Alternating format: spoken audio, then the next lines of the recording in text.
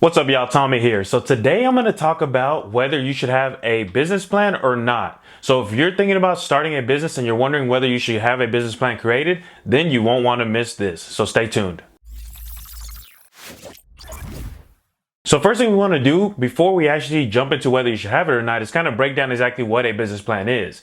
So a business plan is really just a concrete plan that shows you what the business's future objectives are and the strategies you're going to be using to be able to actually achieve whatever goals you set for that business. So this is pretty much just a game plan that's showing you just a concrete path that you're going to follow and pretty much a roadmap that you're going to follow to be able to get to whatever end goal that you have, right? So whether it is that you want to grow this company to 100K or you just want to have a solid path to follow, that's pretty much what the business plan is going to set up for you. Now, I think one of the benefits of having a business plan is it kind of gives you, really you have a structured plan to follow, and you're gonna know exactly who you need to target, what kind of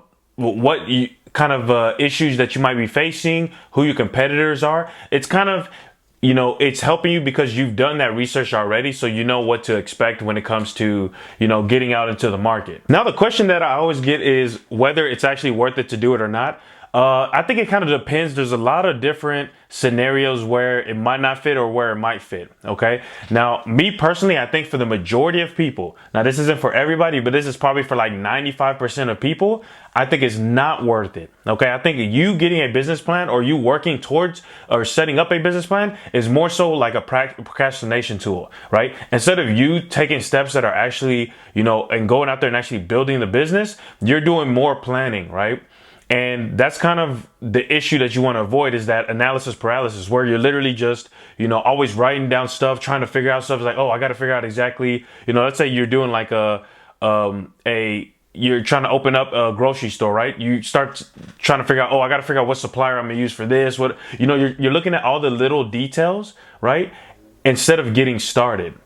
And I think that's where business plans really fail, right? Is they kind of set it up to where people who don't really have experience, right? Typically, if you're in that situation, you're kind of setting up your business for the first time. And when you do research about how to start a business, people always mention, get a business plan, get a business plan, get a business plan, right?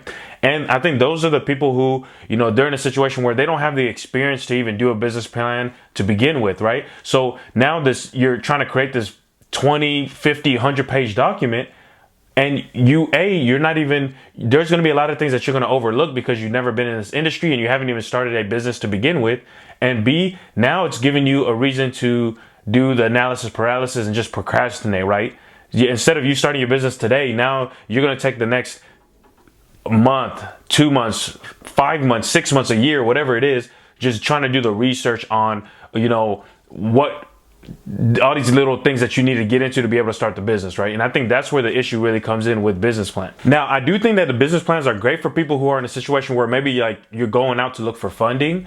But typically what I recommend to people is, majority of us, we don't need to be trying to look for funding when we're first starting our business. I'm more of the type of person that looks to do a more bootstrap approach, which basically means, you're growing that business with your own capital. So maybe you start with a small fund of cash that you have, or maybe, you and some friends put money together to start a business, and then you guys continue to grow the business that way. Maybe later on in the future, you get funding because, maybe you have a bit, you need more. You need more cash to be able to grow faster or whatever it is. And then if you think about it, when you're in that situation, it's going to be a lot easier for you to create a business plan, that you can show to investors or a pitch deck, whatever it is, because you've been working in that industry for a while, right? Now you have experience. You've actually been in the game and you know what's going on. It's going to be a lot easier for you to build that thing out. But I think if you're not in a situation where you're trying to get funding, it really doesn't, it's not going to benefit you as much. I think what you should really be focusing on if you're just starting a business is revenue. Like top line revenue is all you need to focus on. And that means just getting cash into the business. So you want to start focusing on more so, how can I get money into my business? And really that comes down to just a few factors. It's kind of looking at who you want to target and how you want to position your product. Right. And to kind of give you an example is, let's say that I was trying to start a bike company, right? I wanted to manufacture or make bikes and then sell it. I could position a bike for, you know, different types of audiences, right? Even though I could just get a bike and say, hey, everyone needs to ride a bike, so I'm just going to sell a bike that everyone can ride.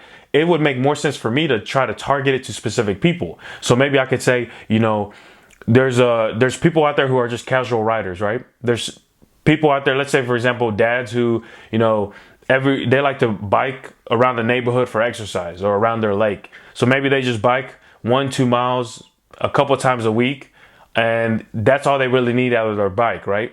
That's a different kind of person. You know, that person would need a different type of bike than a person who's actually trying to get into marathons and things like that, right? That person is going to be really, you know, putting in a lot of, you know, hours on that bike or a lot of miles on that bike. You know, that person who's actually trying to get into competitions and things like that, they might need, you know, they might be doing 10 miles on the bike every single day, 7 days a week or whatever it is, right? And those are two different types of people, right? And I can position my product for each of those people. And so when you look at it that way, that's really what I think is most key, right? Positioning your product for a specific type of person and just focusing on that specific persona. You know, they call it a customer persona, or there's different types of words for it, but that's really the gist of it. It's like, that's kind of, it makes it easier for you because you're targeting on that specific person. So it's going to be a lot easier for you to speak to that person, right? And relate more with that person when you're just focusing on one type of a person. Obviously, as you grow, you can expand out to other, you know, types of people who might be interested in your bike. But if you laser focus on one person at the beginning, or what type of person at the beginning, that's whenever you can have the most success. And I think that's really more important than, you know, trying to build out a business plan.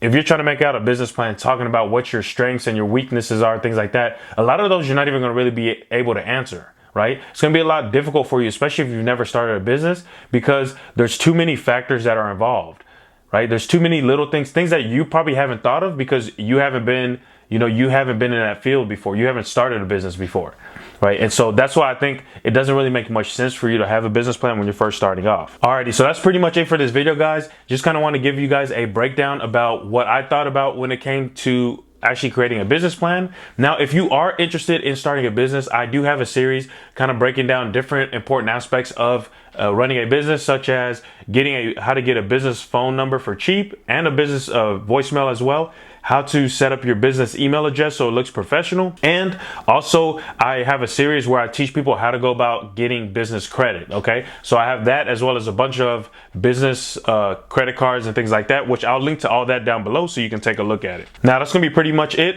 Guys, make sure you throw a like on this video if you found the information valuable. Also, be sure that you hit the subscribe button down below so you don't miss any of my future videos. And also comment down below if you have any questions about what I was talking about, or if you are interested in seeing any other types of videos or have any topics you want me to talk about. I'll be sure to look into it. Alrighty, so that's gonna be it for this video, guys. I will see you at the next one.